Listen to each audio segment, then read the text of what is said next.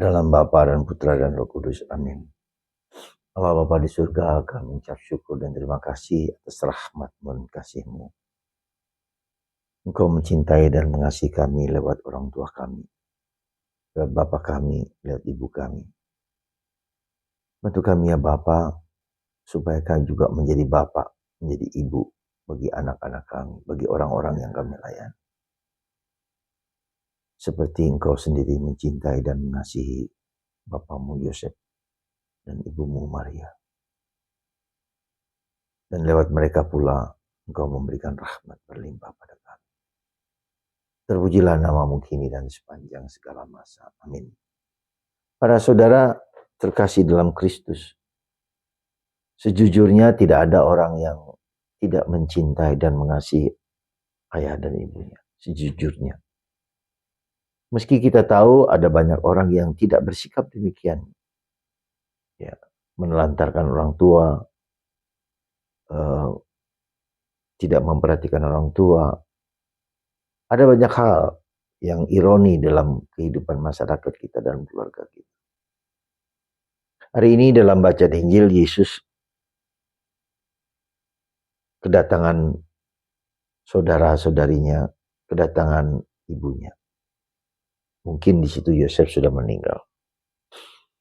Yang menarik adalah bahwa tidak selalu Yesus diikuti oleh ibunya, oleh saudara-saudarinya karena harus pergi ke desa-desa dan itu cukup jauh.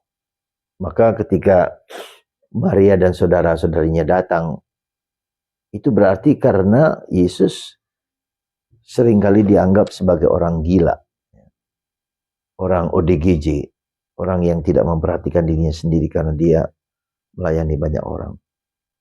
Dan suara-suara seperti itu datang juga kepada ibunya dan saudara-saudarinya. Saudara-saudarinya itu bukan saudara sekandung, jadi saudara sepupu.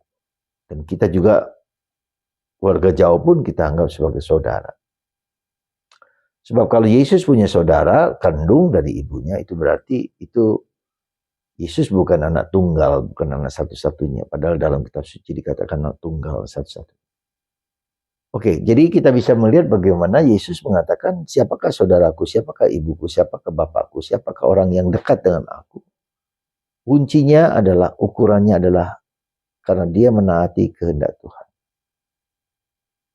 Sebaliknya, kalau kita melakukan kehendak Tuhan dengan sungguh-sungguh, ya, maka itu bentuk cinta kita kepada Bapa dan pada Ibu. Maka kita juga harus akan mencintai Bapa kita, akan mencintai Ibu kita, akan mencintai saudara-saudara kita. Tidak akan terjadi peperangan di dalam saudara karena kita taat kepada kehendak Bapa di surga, kehendak Allah di surga. Jadi itu kuncinya. Jadi saudaraku terkasih dalam Kristus, ketika kita mengalami pertengkaran dalam keluarga, entah urusan warisan, entah urusan apapun, pasti itu karena mereka tidak taat kepada kehendak Tuhan. Saya jamin itu.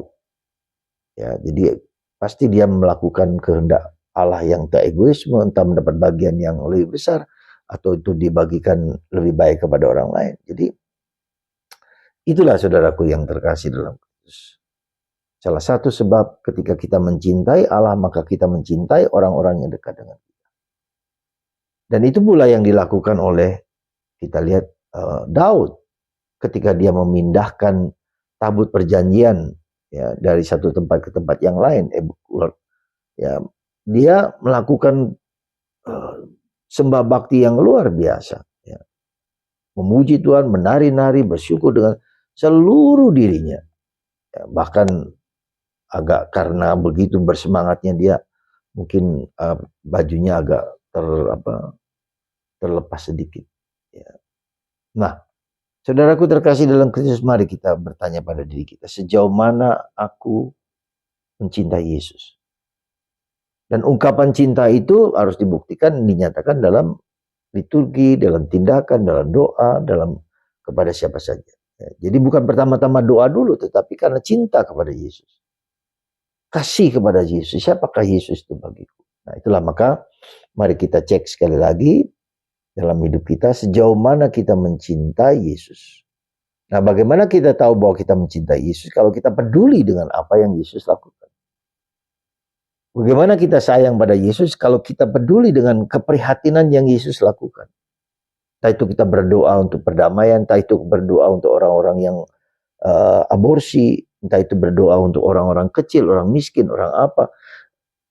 Keprihatinan Yesus menjadi keprihatinan. Semoga kita prihatin dengan perdamaian dunia sekarang ini. Coba lihat. Ada apa dengan perdamaian? Ada apa dengan anak-anak kita yang ODGJ?